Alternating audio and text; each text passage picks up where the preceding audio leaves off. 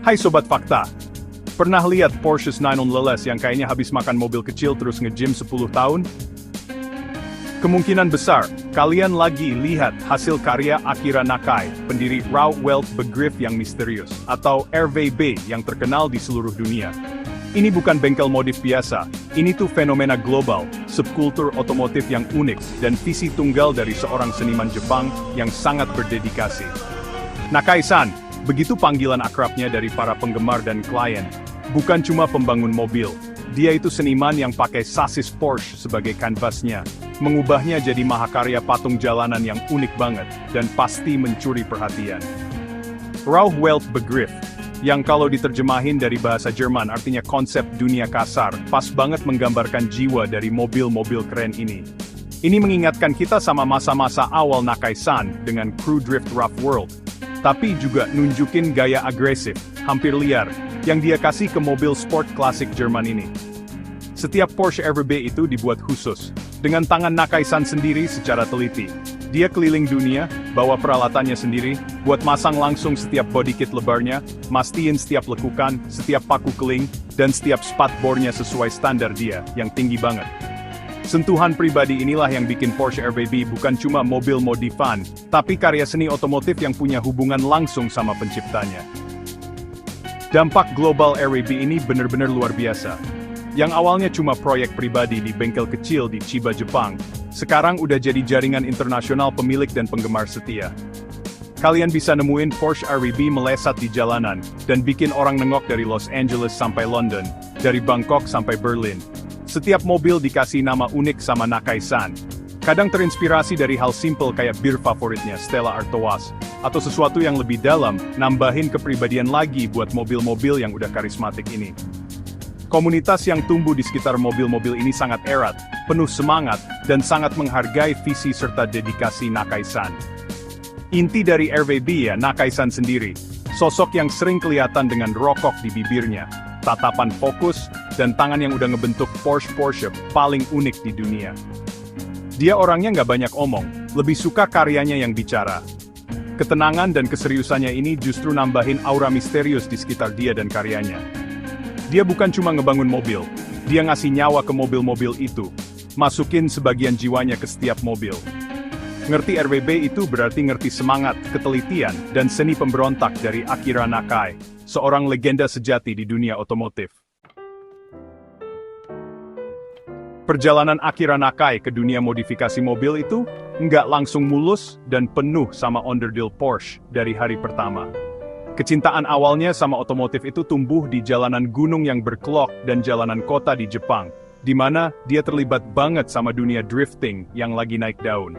Dia anggota penting tim drift legendaris Rough World, ngasah kemampuan nyetirnya, dan yang mungkin lebih penting, ngembangin feeling intuitif buat dinamika dan tampilan mobil di balik kemudi Toyota Corolla AI86 atau Hachiroku.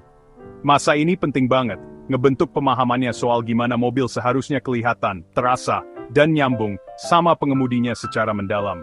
Gaya mentah dan agresif mobil-mobil drift zaman itu, dengan spatbor lebar, body chopper, dan tampilan siap tempur, pasti jadi cikal bakal gaya khas RWB nantinya. Nakai-san bukan cuma nyetirin mobil-mobil ini. Dia hidup dan bernapas bersamanya, belajar gimana caranya ngeluarin performa maksimal, dan tampilan sangar dari mesin yang sebenarnya sederhana. Pengalaman langsung ini, benerin dan modif AI86 miliknya sendiri, ngasih dia pemahaman mendalam soal konstruksi mobil dan seni bikin tampilan yang keren. Itu kayak ujian berat buat dia, belajar dari coba-coba, salah, dan semangat murni di medan beratnya Tuch Jepang. Pindah dari mobil drift Jepang ke mobil presisi Jerman, mungkin kelihatan jauh banget. Tapi buat Nakai-san, itu perkembangan alami dari visi seninya. Dia dapat Porsche pertamanya, seri 930, agak nggak sengaja setelah mobil itu rusak. Dia ngelihatnya bukan sebagai rongsokan, tapi sebagai kanvas. Dia mulai nerapin filosofi rough world-nya ke mobil baru ini, nyoba-nyoba pakai spatbor lebih lebar dan gaya yang lebih agresif. Inilah awal mula RWB. Bukan soal ngejar waktu tercepat di sirkuit atau ngikutin aturan Porsche yang kaku, tapi soal nyiptain sesuatu yang pas sama seleranya yang unik. Sesuatu yang bener-bener Nakai-san banget. Berdirinya Rauh-Welf Begriff secara resmi di bengkel sederhana di prefektur Chiba, jadi awal sebenarnya dari revolusi otomotif ini. Awalnya, gayanya banyak menuai kontroversi, terutama dari para penggemar berat Porsche yang nganggap modifikasinya itu kayak penistaan. Tapi Nakaisan terus maju, didorong sama visinya sendiri. Dia nggak ngebangun mobil buat mereka. Dia ngebangun mobil buat dirinya sendiri, dan buat orang-orang yang ngerti dan ngehargain perpaduan unik gaya jalanan Jepang dan teknik Jerman ala dia. Mobil-mobil RWB awal itu mentah, berani dan beda banget tanpa ragu, jadi dasar buat kerajaan global yang dibangun satu persatu Porsche lebar. Gaya khas RWB itu langsung dikenali dan susah banget dilupain. Ini perpaduan spatbor yang super lebar dan dramatis. Seringnya kayak dipaku keling, dengan sengaja biar kelihatan sangar, bikin mobil jadi lebar banget dan kelihatan garang. Ini bukan modifikasi yang kalem, ini pernyataan yang berani. Buat melengkapi spatbor lebarnya ada sayap belakang gede banget, seringnya berlapis-lapis, yang kayaknya bisa bikin mobil nempel di langit-langit saking kuatnya tekanan ke bawah. Velg Chelong, yang nongol sampai ujung spatbor baru itu, nyempurnain tampilan khasnya, bikin mobilnya punya gaya agresif kayak di kartun yang serem, tapi juga keren. Setiap bagiannya dilebih-lebihin, tapi entah kenapa jadi pas banget. Yang bener-bener bikin Porsche RWB beda, selain tampilannya yang dramatis, itu karena setiap mobil dibuat dengan tangan.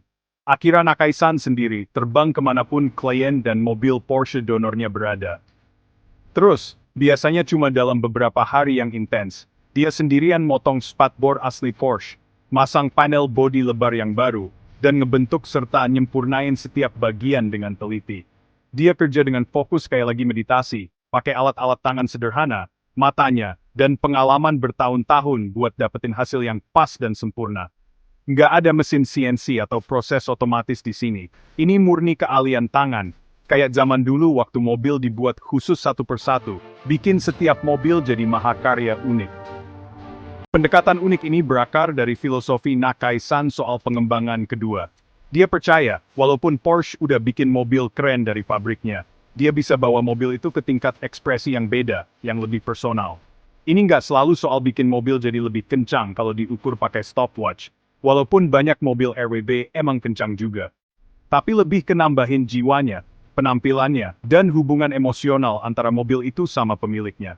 Ketidaksempurnaan, sentuhan tangan, keberanian desainnya, semua itu bagian dari daya tarik RWB, bikin mereka lebih dari sekadar mobil. Mereka itu seni yang bisa jalan.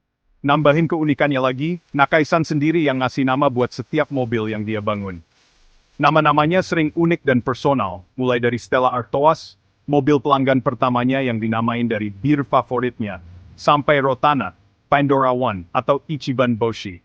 Pemberian nama ini ngasih identitas khusus buat mobilnya, makin nguatin ikatan antara mobil, penciptanya, dan pemiliknya. Ini detail kecil, tapi nunjukin banget seberapa besar curahan hati Nakaisan di setiap karya RWB. Mastiin nggak ada dua mobil yang bener-bener sama jiwanya, walaupun mungkin pakai komponen yang mirip.